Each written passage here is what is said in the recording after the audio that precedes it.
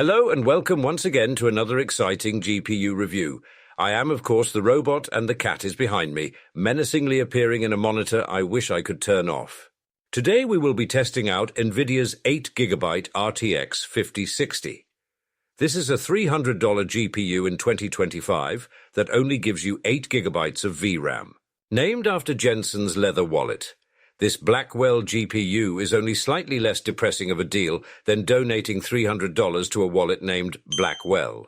But as we all know, there are no bad GPUs, only bad prices. We will just ignore the fact that the 50 series GPU drivers developed a drinking problem so severe at launch that the 40 series had to go to therapy. We will also ignore the fact that NVIDIA is done playing older games. And so are you now, because they dropped the 32-bit version of PhysX support. But of course nothing lasts forever. And in NVIDIA's defense, the 50 series has also been very exciting, with NVIDIA using this gen to turn buying a GPU into a gacha game. Now you too can buy a GPU and gamble for how many ROPs you will get. And if that is not exciting enough, your 5080 or 5090 now has an even higher chance to evolve into a house fire.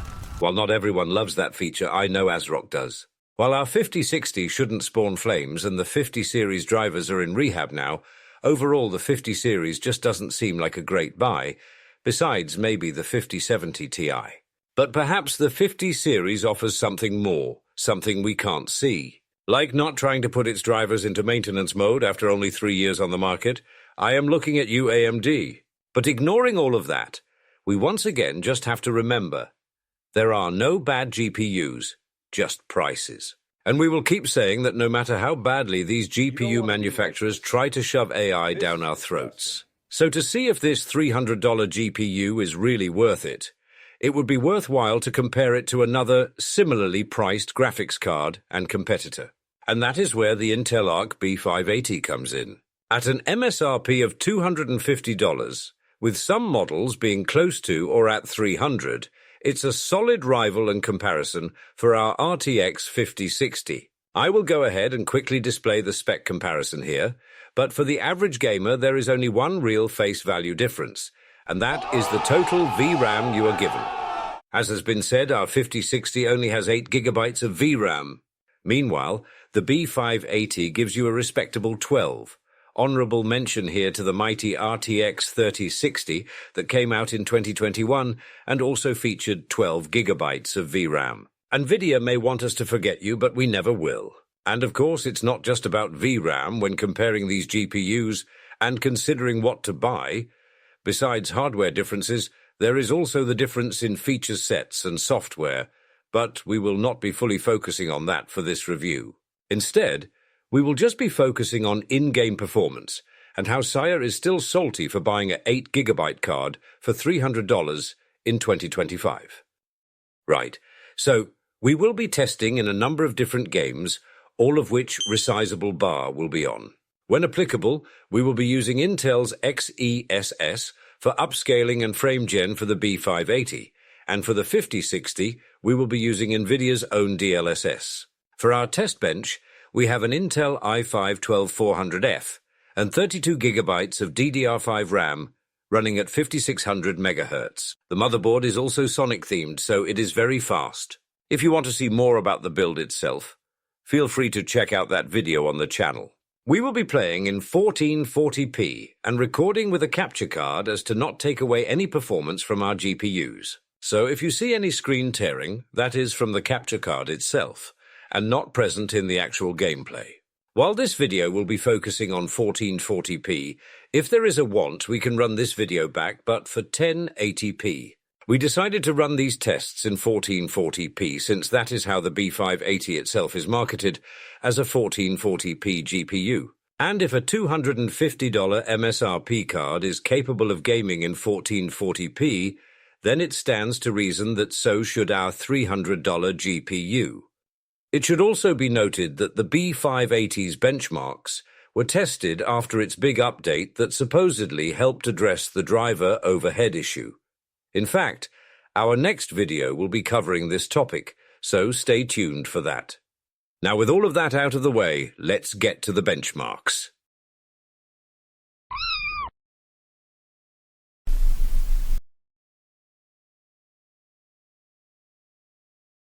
For our first benchmark, let's get right into one of the most popular games, and that is Counter-Strike 2. Counter-Strike is always an enjoyable game to test, because Saya sucks at it and hates it very much, which of course is very enjoyable indeed. Sadly, after all these benchmarks, she seems to have gotten a little better. For this test, we will be running on the medium preset. On these settings, our 5060 averaged 151 FPS with a low of 87 and a max of 220. And look at that, we are not even using all our VRAM, hooray! Switching over to look at our B580, we averaged 164 FPS with a low of 111 and a max of 242. Our B580 did use more power, however, so that should be considered. It also used more VRAM. Our B580 used over 8 GB to play, which just shows how great this tech is at scaling with what available VRAM it has. Although that can have an effect on the visuals and textures of a game, but I'm not sure how much of an issue that is with a game like Counter-Strike. That being said, our B580 comes out ahead here in performance, but loses out in efficiency, if that matters to you. Not that we will be spending a whole lot of time with measuring efficiency in this video, but we will note it occasionally. But one thing we will spend time on with this video is graphs. That is right. We upped our graph game. So to better show you this GPU matchup, here is a very nice graph of the performance differences. Feel free to pause and look for as long as it sparks joy. Right, well, that is enough Counter-Strike. Moving on. Keeping to the trend of popular multiplayer titles, let's head into Fortnite. For our first benchmark, we will try all epic settings. For those of you unaware, Fortnite believes in the B580 with all of its heart, and will default you to all epic settings when you let it auto-set your graphical quality. And that belief has always been severely misplaced, kind of like ROPS on the 5090. And that is because on this channel, the B580 has historically not been an epic Fortnite gamer, giving an unplayable experience on epic settings, so I'm curious to see how our 5060 handles it. So on all epic settings, let's see how our RTX 5060 handles Fortnite. With these very epic settings, we averaged 63 FPS with a low of 17 and a max of 89. Which, to be fair, I was expecting a lot worse, but we at least managed to hit 60 FPS, so that is something. Still, though, I wouldn't really recommend these settings, but at least it was better than our B580. Our B580 averaged 48 FPS with a low of 18 and a max of 68. In the B580's defense, I have never been impressed with its performance in Fortnite, so my expectations were already low. And while I don't know if that is a great defense, funnily enough, our B580 used slightly less power here versus the 5060 on epic settings. I get the feeling we are going to see these two GPUs flip-flopping a lot. Moving on to more realistic settings, we will try out the medium preset with the view distance set to epic, because seeing is believing. On these settings, our 5060 averaged 137 FPS, with a low of 80 and a max of 171, which is a pretty solid performance. And I don't think anyone could really complain about it other than just being a negative Nancy. On the other side of things, our B580 averaged 96 FPS, with a low of 72 and a max of 121 FPS. Not great compared to our RTX 5060, but then again it's not exactly unplayable. And once again, the B580 used slightly less power, so that is something, I guess. Still though, the RTX 5060 is the clear winner here, and what really shows that is this wonderful graph. And as you can see, the 5060 has a clear advantage in Fortnite. But Fortnite is a heavily CPU-dependent game, so perhaps our B580 drivers still need some work. And while I cannot say for certain if that is the issue we are seeing here, feel free to pause and enjoy this wonderful and soothing graph, but for now, we will be moving on. For the next game, we will try out World of Warcraft. World of Warcraft is a bit unoptimized and more on the CPU-dependent side, but we will still judge the shit out of our two GPUs here all the same. For all the different zones and areas in World of Warcraft, FPS will always vary a lot, and that variation can even depend on how many people are or are not around you. But still, we can get a good idea of the baseline performance for how well these GPUs can handle the game. So keeping that all in mind, we will test WoW in 3 different areas, with those areas being in the newest expansion's main city, in a zone outside of the city, and in a raid. Starting once again with our RTX 5060, we will put WoW on the medium 5 out of 10 preset. On this preset and flying around the city and hanging out in popular spots that eat our FPS, we averaged 87 frames, with a low of 53 and a max of 208. For our B580, we averaged 83 FPS, with a low of 53 and a max of 181. I was not expecting the performances to be so close, and because WoW is so unoptimized and can vary so much, I am going to have to call this a tie between these GPUs with their city performance. Although the 5060 did run a bit cooler, but I am fully hesitant to consider temperature a factor, since that can vary a lot between different GPU manufacturers, even those making the same GPU series. Moving to outside of the city, and keeping to our medium preset, our 5060 averaged 228 FPS, with a low of 109 and a max of 311, which is a solid performance, but there is not a whole lot going on in this zone, so that makes sense. Our B580, on the other hand, averaged 202 FPS, with a low of 98, and a max of 262, so the RTX 5060 did perform better here, although in my opinion it is still negligible. But still, a win is a win, so our 5060 gets the point here. For our last test, we will head into a raid. It should be noted that we did not run the same exact raid for both of our GPUs because the timer to get into the same raid when testing the B580 was too high, and the cat has an attention span the size of a small rubber band. That is a bad cat, bad, so that should be kept in mind. For the RTX 5060 and in our raid, we averaged 82 FPS, with a low of 45 and a max of 172, which is not bad, but our FPS could go as low or right under 60 FPS in some boss encounters. For our B580 and in a different raid, we averaged 103 FPS, with a low of 10 and a max of 271. Ignoring that low of 10 FPS, we did get a better average FPS with our B580, but a worse 1% low. But again, these are different raids, so it is not exactly a fair comparison. Because of that, it is hard to say exactly what GPU is better here for World of Warcraft, so we will just have to mark this down as a tie. Or that is what I would have said if we didn't have one more surprise test to go. That is right, I am talking about zooming into a rock. I bet none of you ever expected that. As you can see here with our RTX 5060, we hit just over 300 FPS while zooming into a rock in World of Warcraft.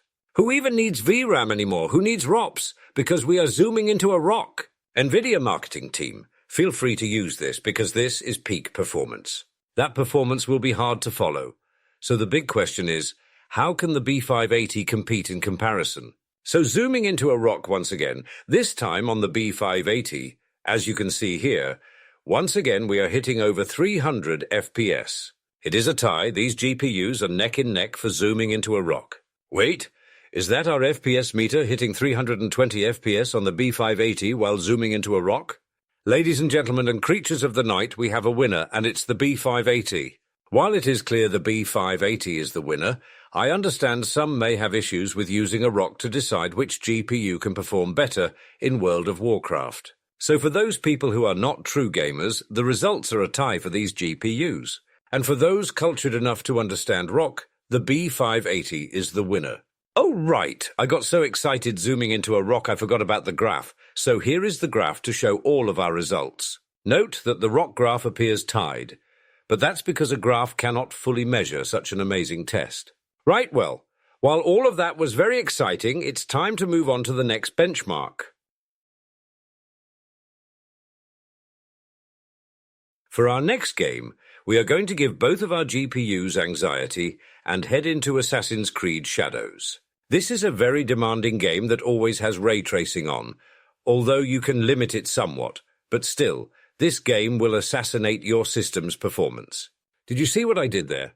Right, so beginning once again with the RTX 5060, we will start on the medium preset with DLSS set to quality and ray-traced global illumination set to diffuse hideout only. I am going to give you a spoiler here. Neither GPU performed super well, so Sire did not turn off upscaling for any of these tests. Right, so on these settings, our RTX 5060 averaged 59 FPS with a low of 44 and a max of 78. Not super great, but we almost got a 60 FPS average. And that is an almost 60 FPS with the use of upscaling and on medium graphics. And while that does not seem great, hold your judgment because our B580 did even worse, averaging 46 FPS with a low of 34 and a max of 64. And once again, hold your judgment because our B580 somehow managed to do even worse with new updated drivers versus the last time we benchmarked this game in our Sonic PC build video.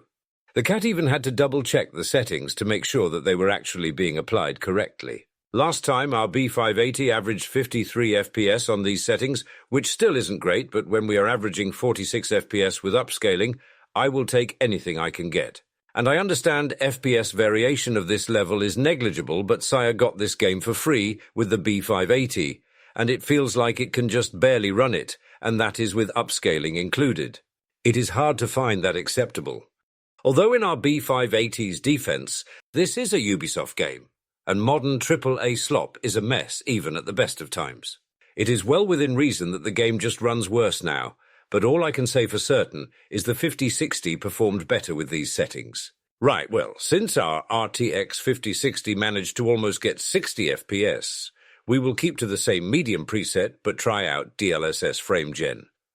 With DLSS Frame Gen, we averaged 88 FPS, with a low of 71 and a max of 113. We are not even going to try that on the B580 because our FPS is just too low. For anyone that does not know, both NVIDIA and AMD themselves do not recommend using Frame Gen unless you can already hit 60 FPS without it, although I am not sure if they included upscaling into that average. Either way, we will turn Frame Gen back off and swap to the low preset. So, swapping to the low preset and keeping DLSS to quality, our 5060 averaged 63 FPS with a low of 45 and a max of 84, which is similar to our medium preset results, only giving us a 4 FPS difference. And we see the same minimal performance gain when we move the preset to low for our B580, which gave us an average of 50 FPS. Once again, only a few FPS difference from the medium preset. Honestly, I am not impressed with either of these GPU's performances in this game, but more than that, I am disappointed in the B580's performance, especially since the game came included with the purchase of the GPU. And to be thorough, I even tested the B580 with FSR instead of XESS, and it made no difference. With all of that being said, it is clear that the RTX 5060 is the winner here.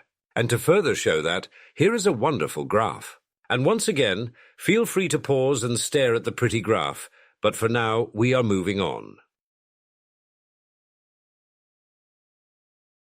For our next game, we will head into Grand Theft Auto 5, but the enhanced version which includes updated graphics and the ability to use ray tracing. And in the spirit of the new enhanced version, we will max out the settings by starting out with the Max RT preset.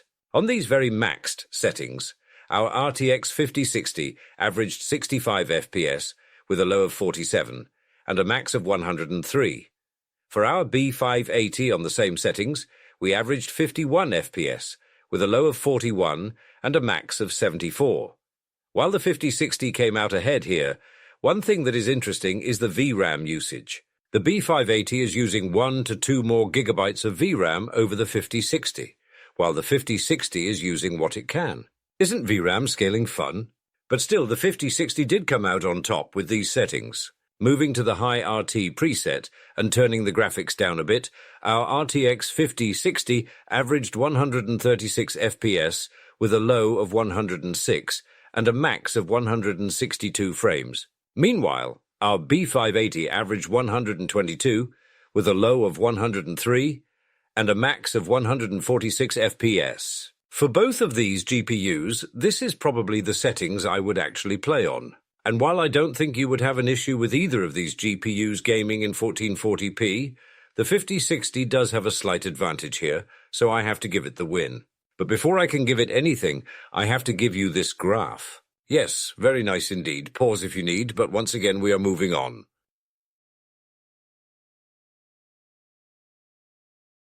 While gaming performance is all well and good, how can we be sure which GPU is better if we don't test which can spread democracy better? So with that in mind, let's head into HELLDIVERS 2. We will spread democracy on the high preset with ultra texture quality and the render scale set to ultra quality, because spreading democracy should be done with glorious quality. So on these freedom spreading settings, our 5060 averaged 72 FPS with a low of 57 and a max of 89. A pretty decent performance, but there was some strange issues when starting the mission. But after all that cleared up, there were no issues. Swapping to the B580, and on the same settings, we averaged 58 FPS with a low of 28 and a max of 72. B580, can you please stop losing? How is Sire supposed to trash talk the 5060 and NVIDIA marketing when you keep taking L's? Well, technically the RTX 5060 is $50 more than the B580's MSRP, and Sire originally planned this video with a 50-50 in mind. But copium aside, the 5060 is handling itself well here. There is no getting around that. Just like me giving you this graph. You can practically feel the freedom oozing out of that Big Mac. Right, well, moving on. For our next game, we will head into Oblivion Remastered. This remaster makes for a pretty demanding game, so it should be interesting to see how our two GPUs handle it while having a panic attack. We will test in two areas of the game, and that is inside the market district in the Imperial City, and outside by the sewers where you start the game and get your first real glimpse of Todd Howard Remastered. So starting on the medium preset with DLSS set to quality and running about the market district, our 5060 averaged 82 FPS with a low of 49 and a max of 97.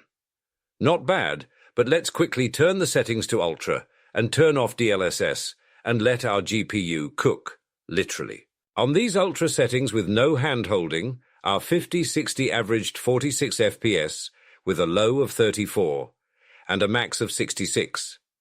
Not great to be honest, but once again, this is a demanding game that can give a GPU daddy issues. But daddy issues aside, the real question is, how does our B580 compare against these results? So switching to our B580 and going back to the medium preset with XESS set to quality, we averaged 88 FPS with a low of 77 and a max of 100 frames. And that performance does slightly beat out the 5060, but let's see how the B580 handles ultra quality. So turning on Ultra with no hand-holding once again, our B580 averaged 36 FPS with a low of 25 and a max of 49. Okay, so that's worse than the 5060 did, huh? Well, I would not run either of these cards on Ultra quality. But it is interesting to see the 5060 come out ahead on Ultra when the B580 came out ahead on the medium preset. Right, well, let's move to a new spot in the game and see if that gives us a better idea of which GPU performs better. So moving to outside of the city and the sewers, and going back to our 5060 with medium settings and DLSS on, we averaged 82 FPS with a low of 51 and a max of 102.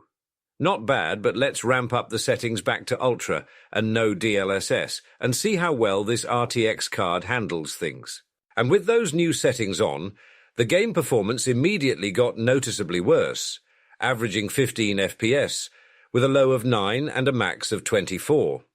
I was not expecting it to be that bad, but let's see how our B580 does before we really judge. So moving to our B580 and back on the medium preset with XESS set to quality, we averaged 67 FPS with a low of 57 and a max of 83.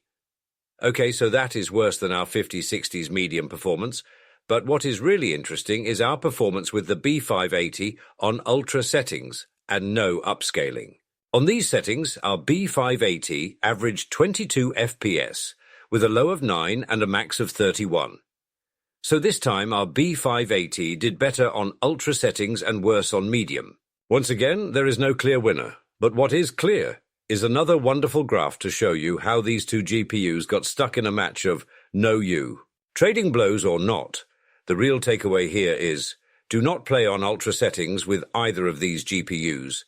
They will disappoint you, but otherwise they trade blows on the medium preset with upscaling set to quality, so make of that as you will.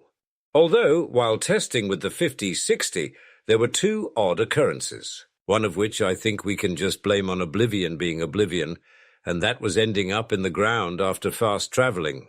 Here we can see Saya struggling and trying to get out of the ground, and while this is very fun to watch, close observers will notice that we are actually inside a rock. Who needs to zoom into a rock when you can become one? Todd Howard, you genius. Well, I won't disclose how long Saya spent in this rock. It was a very long time, but we can move on to another issue we had, and that was this one spot by an Oblivion gate that killed our 5060's FPS. I am not sure if some strange wizard cursed this spot, or NVIDIA's marketing team finally sent assassins to deal with Saya making fun of them. But something here was killing our FPS, and I don't know if I can contribute this to the game itself, or our GPU, but we were unable to repeat it with the B580. And here, once again, is the graph. You didn't need to see it again, but I am kind of used to showing it at the end of a section, so here you have it. Right, moving on to the next benchmark. And here we are with Cyberpunk. Cyberpunk is a great game to benchmark with because it is both demanding and has a host of different settings to play with and test. And as always, we went ahead and tested them all. And there is no better way of showing all of that testing than with this beautiful graph. And as you can see here, we put our 5060 through the gauntlet. One interesting thing to note about these benchmarks is that using frame generation with the RT overdrive preset seemed not to do much. The cat ran this test 3 times and kept getting the same results. Perhaps it's because we simply do not have enough VRAM to properly use frame gen with this level of ray tracing, since we are already capping out our VRAM as it is. I am not too sure, but it was an oddity. Either way, feel free to pause and stare. But here is our B580 result so you can compare the two GPUs. It seems our B580 has a slight advantage with ray tracing, which is most likely due to having more VRAM to work with. What is interesting to me is seeing how Intel's frame gen is giving us more FPS compared to NVIDIA's frame gen. But again, that might come down to more VRAM. Without frame gen, and with no ray tracing, it does seem that the 5060 has a slight advantage, however. Which is a bit ironic because being good at ray tracing and having the best frame gen on the market is something NVIDIA is known for, but it doesn't seem to be the case with their 8GB 5060. Right, well, feel free to pause and continue to study our wonderful graph, but for now, we are moving on to the next benchmark. For our last gaming benchmark, we will try out another esport title, and that is Marvel Rivals. Starting once again with our RTX 5060, we will put the game on the medium preset with DLSS set to quality, and global illumination and reflection quality turned off. Those last two settings I would always recommend to turn off for competitive titles. It will give you a better performance without sacrificing much visually. On these settings, we averaged 142 FPS, with a low of 59 and a max of 196. I don't think anyone can complain with a performance like that, but I am sure there is someone out there with a monitor refresh rate of 144 Hz and holds a grudge over 2 FPS. But other than that, there were 0 issues and the game looked good. Now let's see how the B580 responds to that performance. So keeping to the same settings, except using XESS as our upscaler, the B580 averaged 102 FPS, with a low of 74 and a max of 124. While that is still a very playable experience, this has been one of our biggest performance differences between these two GPUs yet, with a difference of 40 FPS. This is a clear win for our 5060, but in case it is not that clear and you forgot your glasses, Here is a graph. I bet you were not expecting a graph. Did I surprise you? I bet I did. Well, that concludes our gaming benchmarks, and we have one more test left, so let's get to it. For our last test, we will head into Furmark. Furmark is a great free tool to not only stress test your GPU, but to benchmark it and directly compare it to other GPUs, including seeing how your GPU stacks up in the silicon lottery. Granted, people can have very different systems, even with the same GPU. But you can click on each result and see some basic system information to get an idea of the differences if you really wanted to. This is a program the Cat runs any new GPU through to make sure it has no issues and can handle basic stress.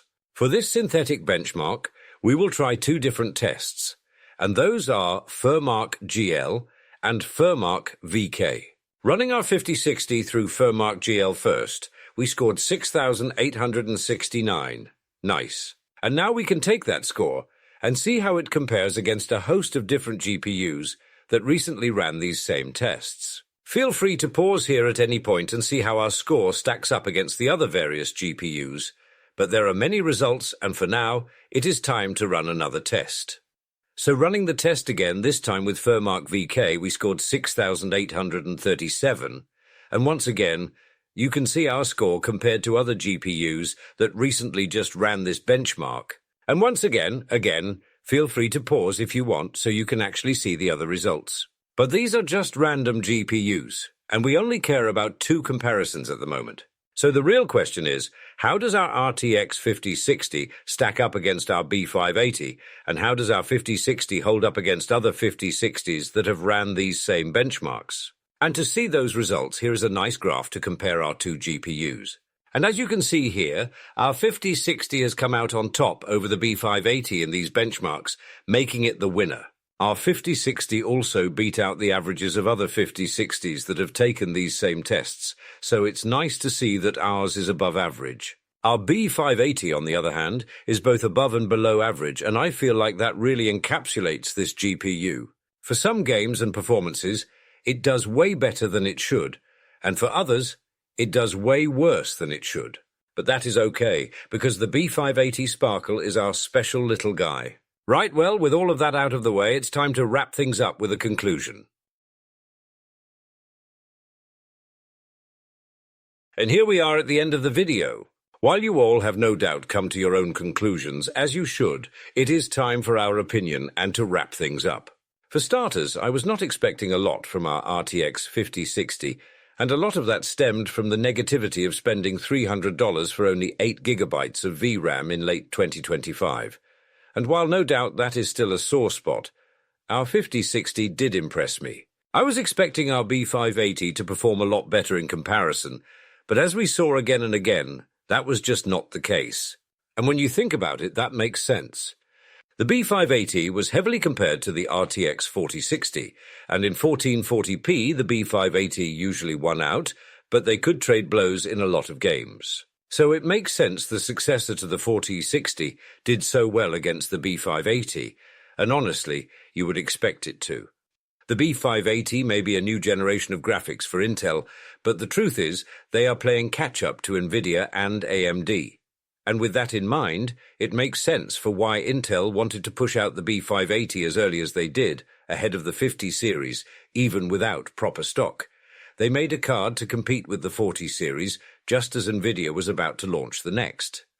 Right, I got carried away. This is about the RTX 5060. What I think we saw more than anything else in these benchmarks is VRAM alone is not the end-all for GPUs and gaming performance. However, it's not like we didn't see some issues with only having 8 gigabytes of VRAM, and using some of NVIDIA's own highly promoted features to their fullest requires having VRAM to spare, like with ray tracing or using frame generation. But in my opinion, the biggest issue with lower VRAM in many games is that it is not always clear how low VRAM is affecting your gaming performance. There may be textures that do not load in fully or with as much detail, and your game may struggle in ways that are not super obvious. And while we did run these two GPUs side by side, measuring such minute details was not a goal of this video, and not something myself or Saya are really interested in. We are more of a big picture kind of tech channel, and more so just gamers than anything else. In the end, and with both of these GPUs at their respective MSRPs, the 5060 is $50 more expensive than the B580. So then the real question is the $50 worth the slight performance increase? Granted, the 5060 did not beat or outright beat our B580 in a lot of games, but I would say it mostly still had a slight edge. But more than the slight performance increase, you do have to worry about VRAM. I know it has become a huge focal point in the GPU space in the last few years, and I do think for good reason, but sometimes it can be slightly overblown. That being said, it's hard to defend 8 GB of VRAM being acceptable at certain price points. And as hard as it is to future-proof in the tech space, with planned obsolescence being the norm, having more VRAM certainly gives your GPU more breathing room for however longer that might be. And there is the other issue of multitasking. Even if your game is using under 8 GB to play, how much is left to do other stuff while you are playing? Speaking personally, very rarely does the cat just game, and she is usually doing a host of things, some of which can use more VRAM. So to say it plainly, will an 8 GB 5060 give you all the room you need for all of your various PC activities? And that answer is really up to you. For myself and Saya, even though the 5060 did have a slight performance edge over the B580, I think we would still have to choose the B580, but honestly it's a lot tougher of a decision than I thought it would be. The 5060 is by no means a bad GPU, and I think it would really shine if its MSRP was $250 as opposed to $300. Still, though, the decision is yours, so I hope you can take what you saw here and come to your own informed decision. After all, that is always the goal for these videos. What will be interesting to see is how well the RTX 5060 handles content creation. NVIDIA encoders or not, 8 GB of VRAM is very limiting, especially for a VTuber like Saya. At any rate, thank you all for watching, and if you enjoyed this video at all, or if it was helpful in any way, make sure to like and subscribe, or join our channel membership if you are feeling extra generous. Either way, and as always, have a great rest of your days or nights. You know, I'm not even mad at myself for buying a $300 5060. I'm just kinda disappointed. Alexa, play Despacito. It's an old meme, but it checks out. Robot, I got you a gift. It's from someone named Malware. It is a moist critical.exe. Woo! Yeah, baby! That's what I've been waiting for. That's what it's all about. Woo! Make sure to use code SAYA for 10% off gamer supplies, gamer subs, gamer supplements. And make sure to use 10% off your gamer. Make sure to use code SAYA for 10% off your gamer supporters. Make sure to use the code SAYA for 10% off your gamer supporters, and you'll have so much something. Really good at advertising. Did you know I'm sponsored by Gamer Subs, and you can use the code SAYA for 10% off your gamer supporters, and you'll have 10% off. Did you know that I am sponsored by Gamer Subs, and you can use the code SAYA for 10% off your gamer supporters? Not only does it help me in the channel, but it's tasty. Like the sweet call of death. Okay, bye. Bye everyone. I cannot talk. Bye everyone. Thank you so much for watching. Make sure to like and subscribe, and have a happy holiday. Just one holiday though, you don't need to be happy on all holidays. Stop being so greedy. Honestly. Boca. It's not like I wanted you to have happy holidays or anything, but Boca. Woo! Yeah, baby! That's what I've been waiting for. That's what it's all about. Woo!